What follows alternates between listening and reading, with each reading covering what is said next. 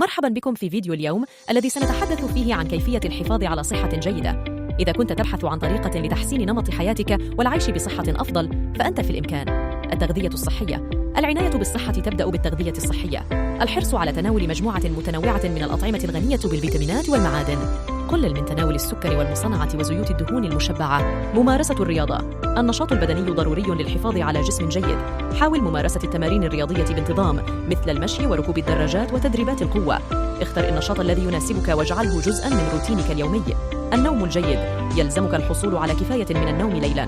النوم الجيد يساعد في استعادة الطاقة وتجديد الجسم. حاول تحديد ساعة نوم منتظمة وابتعد هاتف. العناية بالصحة والجسم الجيد يتطلب الاهتمام بعدة عوامل مختلفة، بدءاً من التغذية والنشاط البدني وصولاً إلى العناية بالعقل والنفس. اتبع هذه النصائح واجعلها جزءاً من حياتك اليومية لتحقيق أقصى استفادة منها والعيش بصحة جيدة وجسم ممتاز.